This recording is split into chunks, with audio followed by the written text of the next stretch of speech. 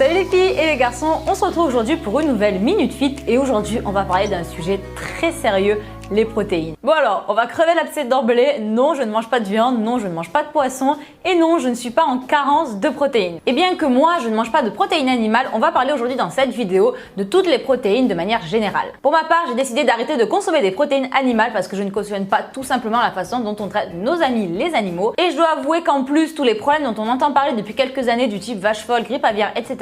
Ben moi, ça me donne plus trop envie en fait.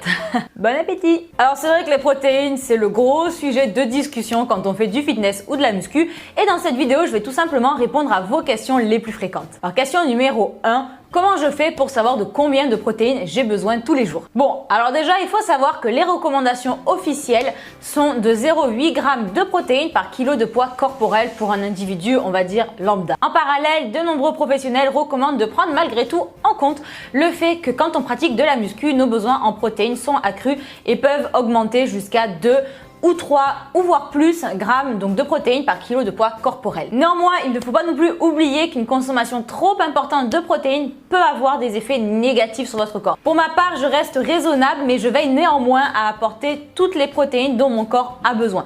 En moyenne, je tourne à 1,5 g de protéines par kilo de poids corporel. Certains vont dire que c'est beaucoup trop, d'autres vont dire que c'est beaucoup trop peu. Non, trop peu ça se dit pas.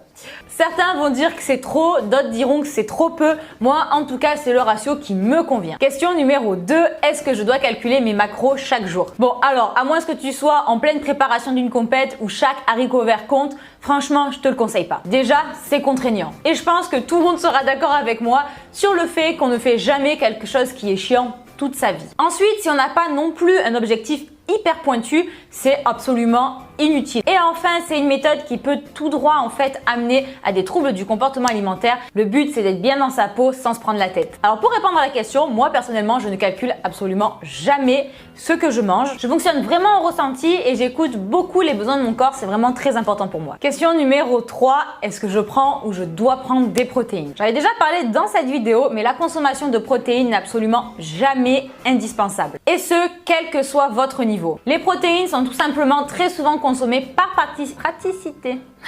Aïe, oh putain, je suis le pied.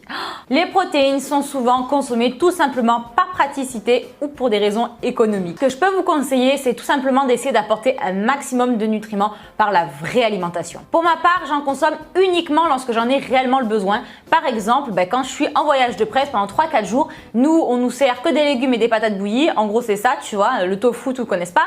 Donc, tu es obligé de t'amener tes protéines si tu veux pas être carencé en protéines pendant une semaine. On consomme toujours des protéines d'origine végétale. Bref, je vous lèche.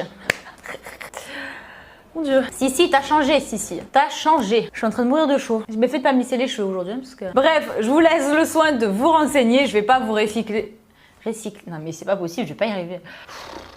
Bref, je vous laisse vous renseigner sur le sujet. On va pas réciter tous les articles scientifiques dans cette vidéo. Question numéro 4. Comment je fais pour avoir mon quota de protéines sans consommer de protéines animales? Alors ça, c'est the big question. Je ne sais pas. Non, mais si, évidemment que je sais.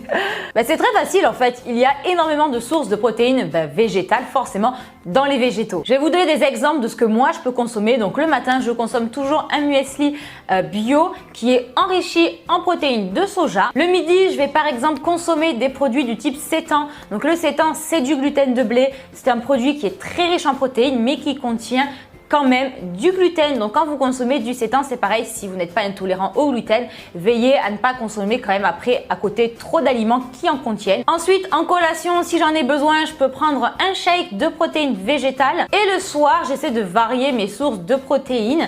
Ça peut être par exemple en hiver davantage de légumineuses ou tout simplement du tofu. Alors question numéro 5, est-ce qu'on doit bien consommer des protéines toutes les 3 heures, blablabla. Alors là, une fois de plus, c'est pareil. Est-ce que tout le monde dit et fait? Et il y a ce que Sissi fait, à savoir que ça n'a rien à voir. En gros, moi je ne fonctionne pas du tout comme ça. Je suis pas le genre à mettre un réveil sur mon téléphone pour prendre mon shaker toutes les 3 heures.